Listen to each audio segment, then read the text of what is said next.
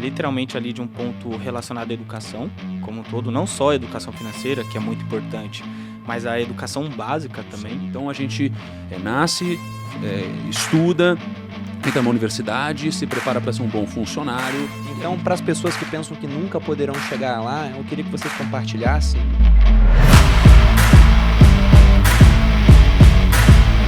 Mas o que vocês acham disso? Realmente tem pessoas que são quase que predestinadas à riqueza e outras que nunca chegarão lá, não importam o que elas façam? Qual a opinião de vocês?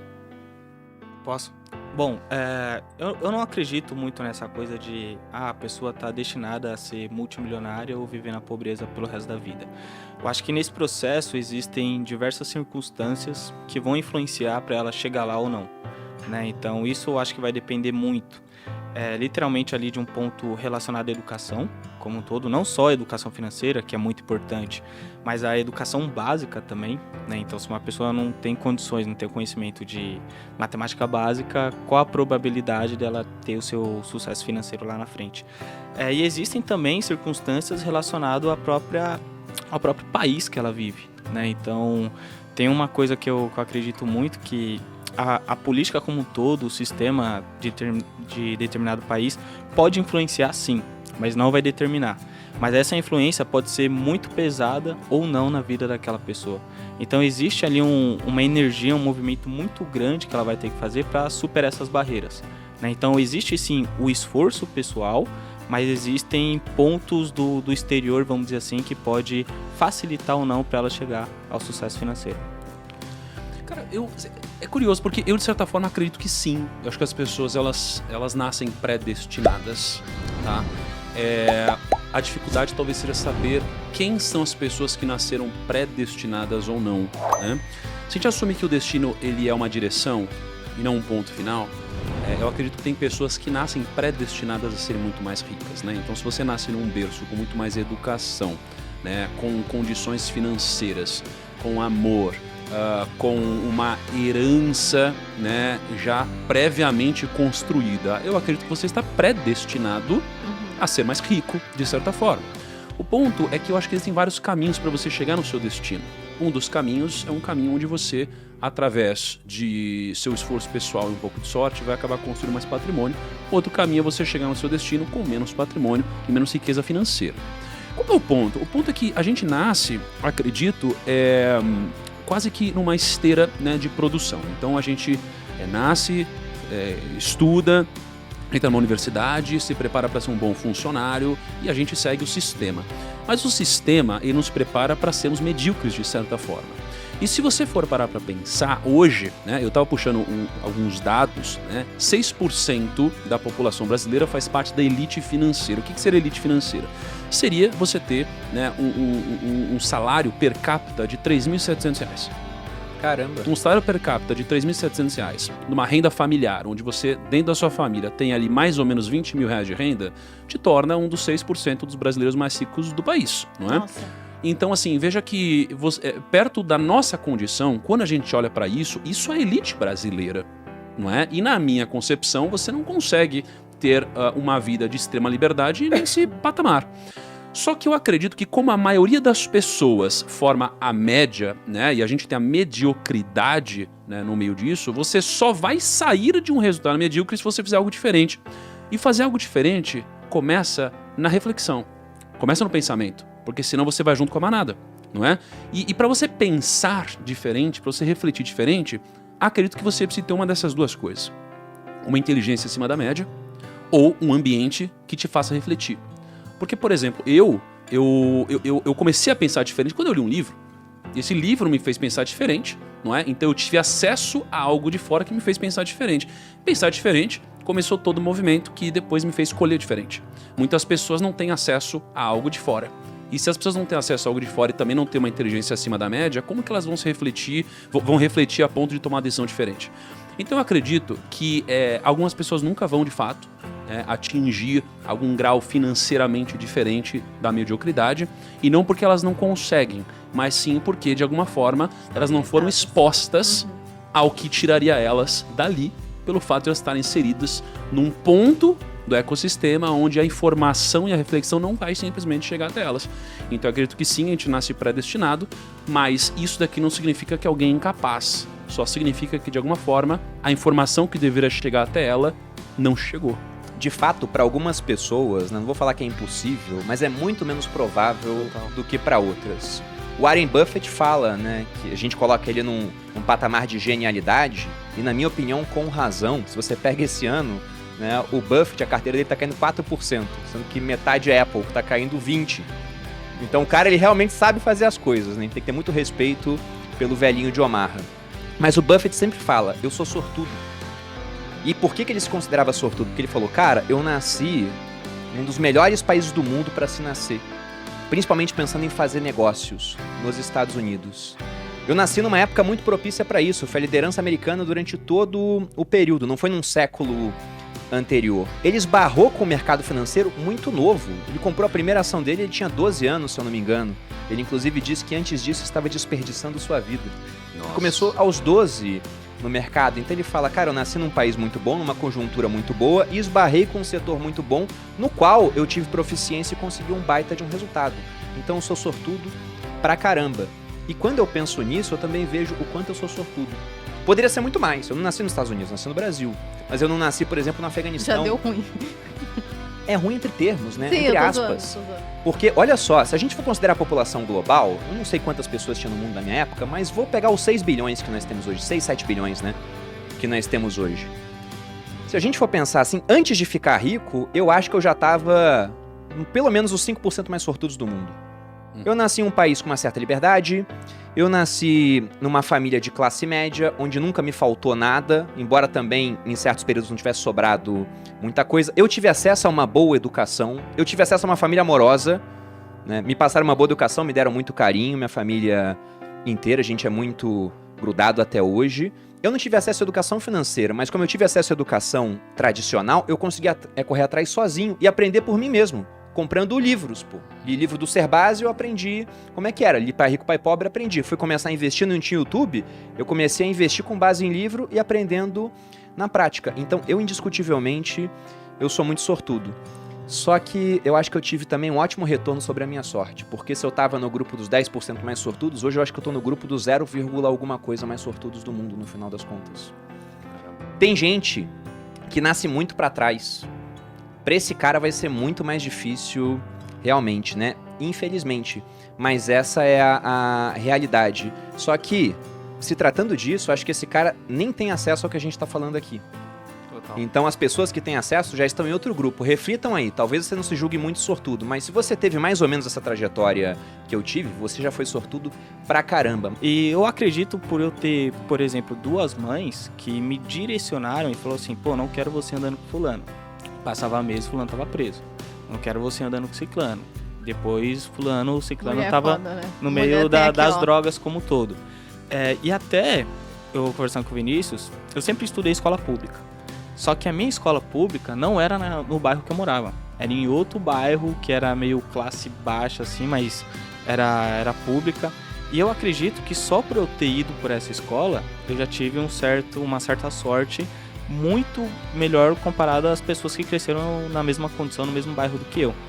E eu acredito também que quando a gente tem essa experiência, esse acesso a informações que vêm de fora, as coisas começam a mudar. Então, por exemplo, eu comecei a trabalhar aos 16 anos. Aos meus 20 anos, eu era menor aprendiz e trabalhava em um cartório do lado da bolsa, que foi aí que gerou uma certa curiosidade para eu aprender sobre investimentos. O meu sonho na época era trabalhar na Bolsa de Valores, porque eu acreditei, falei, pô, aqui que tá o dinheiro, aqui que eu vou mudar minha vida, então quero trabalhar aqui. Depois eu fiz um estágio em um grande banco, né, o segundo maior banco aqui do Brasil, e depois numa multinacional que foi a KPMG. Então, cada ponto aqui, de certa maneira, teve ali o meu esforço e dedicação, mas ainda assim teve um ponto de sorte, né, que eu soube aproveitar e soube multiplicar através hoje do próprio Favelado Investidor. E aí a reflexão que eu sempre deixo pro pessoal é que se a gente identifica essa sorte que nós tivemos, a gente tenta fazer a sorte na vida das pessoas também. Porque assim como no início mesmo, quando eu comecei a estudar sobre investimentos, acompanhava o Thiago, acompanhava você, a Natália. Vocês, de certa maneira, fizeram um pouco de sorte na minha vida, a ponto de, em 2019, eu criar o Favelado Investidor. Então hoje eu vejo que o próprio Favelado Investidor está criando um pouco de sorte na questão do acesso ao conhecimento externo na vida das pessoas, né? E aí vai saber se elas vão saber aproveitar isso ou não. Você vai ser uma sementinha ali pro cara Exato. mudar a sorte dele, digamos assim. Total. Eu falei desse conceito de retorno sobre a sorte. Quem me falou isso foi o Breno Perrucho. Estava tomando um café, tudo discutindo essas questões. Ele falou, cara, você é sortudo, mas você conseguiu um baita retorno sobre a sua sorte. Porque teve muita gente que saiu no mesmo patamar que eu e não conseguiu nada perto do que a gente conseguiu no final das contas. Eu mesmo? Só que eu acho que dentro do retorno sobre a sorte, o seu retorno sobre a sorte foi maior do que o meu ainda, porque você nasceu com menos sorte, digamos assim. Você enfrentou mais dificuldades. E tem uma ideia que eu li com Malcolm Gladwell, que é interessante. Ele fala o seguinte, né, que algum nível de dificuldade, ele é desejável. Existe um certo nível, porque sem dificuldade você não melhora, né? Tem uma frase do Seneca onde ele diz que uma gema, né, uma pedra preciosa, não vai ser polida sem atrito. E da mesma forma, um homem não consegue melhorar sem suas provações. Então, para você ficar melhor, você tem que enfrentar um desafio que te obrigue a superar esse desafio. Só que tem desafios que são tão grandes que às vezes são insuperáveis naquele momento para a pessoa. Então ela não cresce por conta daquilo. Algum nível de dificuldade é bom. Um nível extremo de dificuldade, ele acaba te privando de muita coisa. Eu acho que de uma certa forma, né, eu acho difícil alguém não se considerar sortudo dentre as possibilidades. Acho muito difícil. Porque vamos supor que a pessoa nasça numa extrema pobreza. Poxa, cara, tem alguém que nasceu sem o braço, sem uma perna, sem uma mãe, sem um pai, tem tantas possibilidades que o simples fato de a gente ter uma boa saúde, né, estar são, né, e às vezes não passar fome, eu sei que tem pessoas que passam, já é uma sorte. Então eu diria que para começar, a minha base de sorte foi muito grande, porque todas as coisas básicas eu tive, não é? Eu tive a educação, eu tive comida, eu tive amor, eu tive tudo isso, né? E o ponto é que é muito difícil você entender qual que é o tamanho da dor do outro, né? Porque quando o outro não passou pelo problema... Por exemplo, eu não tive a base que o Murilo teve, que acredito que, sob o sentido lógico, deve ter sido uma base mais difícil do que a minha, não é? Porém, eu não consigo sentir exatamente o que ele sentiu, porque eu não passei por isso. Então, eu tenho um parâmetro na minha vida. Então, dentro do parâmetro que eu tive, eu sinto que hoje eu me desenvolvi e cresci muito mais do que da onde eu vim. Então, de certa forma, acho que eu tive um bom retorno sobre a minha sorte também. O ponto é que eu acredito que eu tive bastante retorno sobre a minha sorte, de fato. Eu me sinto um cara muito abençoado mesmo. Sorte, ela tem a ver com, de fato, tem a ver com o nosso papo inicial de destino. Tá? É o destino, é o acaso que cabe a cada um de nós, assim, aquela parcela que não está no nosso alcance. O ponto é que eu acho que tem dois tipos de sorte. Nós tem aquela sorte que simplesmente acontece e tem aquela sorte que tem a ver com você estar preparado naquela situação, né? Eu acho que pequenos momentos que as pessoas acreditam a sorte da minha vida vieram da minha preparação e do meu trabalho diligente excessivo. Sim. Não é? E que eu estava pronto para aproveitar de alguma forma. Então, poxa, veio o evento do Robert Kiyosaki aqui no Brasil. Quando ele veio e você foi no evento, eu estava bem posicionado a ponto de a gente se conhecer. Se eu não tivesse, talvez a gente nem teria se visto. Então tiveram vários momentos onde eu aproveitei, né? O ponto é, a gente pode fazer um pouquinho de sorte também, de fato, né? Tem muitas ocasiões na nossa vida e quando a gente está preparado para isso, né, você tem aquele encontro incrível lá da sorte da preparação com a oportunidade. Uma frase do Seneca. Eu estava numa trajetória normal. O problema da trajetória normal na nossa história é que a gente vive uma certa inércia, não é? E essa inércia ela funciona tanto para quem está parado quanto para quem está em movimento. O problema é que eu acredito que o mundo ele é como uma esteira rolante ao contrário, né? Então, se você fica parado, a esteira rolante ela já te leva para trás naturalmente, né? Porque a gente tem custos, a gente tem inflação, a inflação gente na hora. tem ocasiões, tem muitas coisas. Então, a gente vive numa inércia que bota uma pressão negativa sobre a nossa vida. Então, se a gente ficar parado, a gente cai, a gente volta. Se a gente andar devagar, a gente volta. Então, a gente tem uma velocidade mínima para que a gente saia do lugar, não é? Então, o que me fez mudar, né, de alguma forma, sair desse processo padrão, foi um pouco da raiva que eu tinha, cara. Acho que foi um pouco da raiva que eu tinha. Da inconformidade, não é? Da inconformidade. O que me movia não era nem necessariamente o que eu queria fazer, eu acho que era o que eu não queria fazer. É muito difícil, às vezes, pro ser humano falar o que ele quer, mas é muito fácil falar o que você não quer, sabe? Então, você fala com algum colaborador, a pessoa não vai falar o que ela quer fazer, ela fala, eu não quero fazer mais isso. Ela fala que ela não quer, mas ela nunca sabe o que ela quer. Acho que é muito desafiador você saber o que você busca, é mais fácil falar o que você não quer. Então, eu tinha raiva. Eu tinha uma raiva acumulada em mim. Eu não queria dever dinheiro. Eu não queria passar por privações. Eu não queria nada disso. Então acho que isso aqui me fez começar a me questionar. Essa raiva me gerou questionamento, me gerou reflexão. Eu tinha uma inteligência básica a ponto de poder me questionar, né? E essa reflexão foi me fazendo as perguntas corretas, não é? A associação com pessoas também me tirou do prumo normal. Então, por exemplo, esse livro que eu li foi um livro por incentivo da Camila. Então, eu li esse livro por incentivo da Camila, descobri o que era equity. Eu li um livro que foi a Bíblia e descobri Deus, né? Eu li um livro de Simon Sinek lá atrás e comecei a pensar no meu propósito. Qual que era esse de Simon Sinek? Que era o Comece pelo Porquê, não é? Pai Rico, Pai Pobre foi uma coisa que me fez olhar para o dinheiro diferente, olhar para ativos e passivos, não é? Então, os livros, eles me fizeram essa reflexão, porque eu acho tão absurdo você olhar para algo tão poderoso como um livro, onde você tem alguém que às vezes passa 100 anos vivendo, registra tudo ali.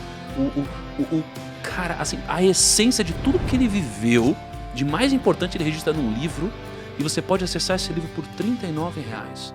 E você não lê um livro desse. Isso aqui é um absurdo pra mim, você não aproveitar uma oportunidade como essa. Então, pra mim, os livros, eles mudaram minha vida. Mas o que de fato me tirou do prumo foi a raiva de onde eu tava. Acho que muito mais do que eu buscava até. Bom, acho que no meu caso, o que gerou essa virada vai um pouco com o que o Thiago falou, mas vem muito mais do desconforto de vários momentos ruins que o dinheiro sempre estava envolvido. Então eu lembro, eu muito novo, tinha uns 10 anos de idade, né, da 4ª para a 5ª série, eu estava em uma nova escola estadual e nessa escola era obrigatório ter um uniforme escolar. E minha mãe não tinha condições de comprar, minha mãe só dava ali o dinheiro da passagem e só isso. E aí tinha uma professora que cobrava todos os alunos que não tinham uniforme, né? Falou, fulano, cadê o uniforme? E todo dia ela me cobrava. E aí até um dia que eu falei assim, pô professora, minha mãe não tem condições de comprar. E aí foi quando ela me chamou de pobretão na frente da sala toda. Aí eu lembro que eu sentava na primeira fileira do lado direito aqui na parede.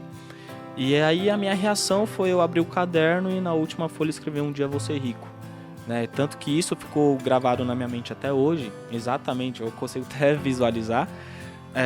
E que foi um momento ali de eu falar, cara, eu não quero mais passar por isso. Né? Teve outros momentos também dentro de casa, que às vezes eu queria só uma chuteira de futebol para jogar uma bola na rua com os moleques e não tinha. Soltar um pipa na laje e minha mãe não tinha dinheiro. Graças a Deus nunca faltou um arroz e feijão, mas não passava disso.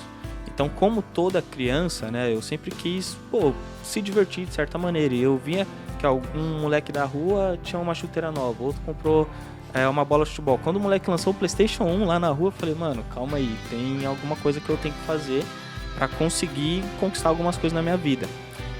Então, eu acho que a partir desse momento, esses eventos fizeram com que eu não me conformasse com a situação que foi me apresentada. Eu via também dentro de casa muita discussão assim, quando minha avó vai morrer, quem vai ficar com a casa, né? Todos os meus tios brigavam quanto a isso. Tanto que quando eu fiz dinheiro, a primeira coisa que eu fiz, eu dei uma casa pra minha mãe. Eu falei, não quero mais minha mãe numa situação assim. Depois eu pensei em mim. Então são esses eventos que, somados, fizeram eu falar, cara, eu não quero viver na pobreza pro resto da vida. Tem um autor que eu aprendi muito com esse cara lá atrás. E quase tudo na vida vem com juros compostos, no final das contas, né? O investimento mais importante, provavelmente, é aquele primeiro que você faz, porque te ensina a investir. Por mais que hoje eu possa investir muito mais do que eu investia lá atrás, se eu for pensar no mais importante, foi o primeiro que eu fiz. Relacionamento também, a gente tem 12 anos juntos, o relacionamento hoje é muito melhor, porque são juros compostos de relacionamento acumulados ao longo do tempo. Então esse cara não é uma pessoa que eu leio hoje, mas lá atrás ele me fez muito bem, que era o Tim Ferriss.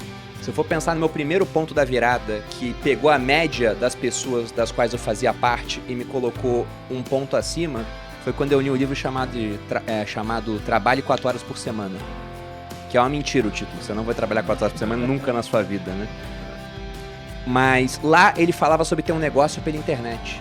E foi a primeira vez que eu tive uma semente plantada na cabeça falando, cara, se um dia, né, você for empreender, começa pela internet. O custo é mais baixo e a escala pode ser gigantesca. Se der errado, você perde pouco. Se der certo, você talvez mude de vida. Então foi lendo esse cara que eu tive essa primeira semente. E depois eu li um outro livro dele, que era um livro que falava sobre como hackear o corpo, digamos assim. Era o 4 horas para o corpo. Falava sobre alimentação, sobre treinamento físico, como ganhar mais massa magra em menos tempo. Era bem interessante. Tinha umas coisas totalmente piradas lá, né? Ele falava sobre uma rotina de sono onde você dormia a cada 2 horas 20 minutos. Uberman Sleep. Se você tentar isso, vai se ferrar inteiro. Tá? Mas, lá no 4 horas para o corpo, ele começa num ponto muito interessante. Ele pega um grupo de empresários que estava fazendo uma visita no Japão. E era um grupo de pessoas muito bem-sucedidas. Várias delas nasceram com bastante sorte, mas tiveram um ótimo retorno sobre a sorte também. E dentro desse grupo tinha um cara que, apesar de ser muito bem-sucedido, ser muito assertivo nos negócios, ser muito bom no que ele fazia, ele estava inconformado com o peso dele. Ele estava acima do peso. Só que ele não fazia nada para mudar. E quando que ele decidiu mudar? Foi quando ele entrou numa loja e foi provar roupa e não ficava bom. Entrou em outra, foi provar roupa e não ficava bom com os amigos dele. Aí uma hora os amigos entraram numa última loja e ele falou, não vou entrar, porque nada que eu visto fica bom. Aí quando ele falou aquilo e ouviu o que ele estava falando, ele falou, caramba, eu tô tirando das minhas mãos aquilo que eu posso mudar, né? Eu nunca tentei fazer dieta e treino da maneira que eu deveria e eu sou um cara muito bom em várias coisas, tô falando que eu não consigo fazer isso. Ele falou que aquele ponto mudou a trajetória dele. Depois tem uma foto dele de antes e depois no livro, mostrando ele bem acima do peso e depois ele magro. Ele chamou aquilo de momento Harajuku, que era o bairro do Japão onde se comprava as roupas. Então se eu volto no tempo e vejo esses momentos Harajuku que eu tive, assim, que foram pontos da virada, eu consigo identificar alguns. Meu primeiro investimento foi um ponto da virada, porque eu entrei num mercado que é ultra lucrativo ao longo do tempo, que é o mercado de capitais. Uma pessoa que não investe, né, sorte para ela é achar R$50 largado na rua. Para uma pessoa que investe, sorte é você comprar uma ação que multiplica por 10 ao longo de 5 anos. Ela está se expondo a um local onde a sorte pode favorecer mais ela. Outro momento Harajuku, esse livro que eu citei aqui.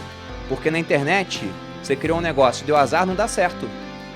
E é muito menos doloroso do que criar um negócio físico que não dá certo. Você cria um negócio físico, chama o pessoal na inauguração. Gastou R$500 mil para abrir uma franquia de não sei o quê. Não deu certo? Perdeu 500 mil. E todo mundo sabe, olha lá, fulano é um fracasso. Na internet, se você cria e não dá certo, você gastou pouco.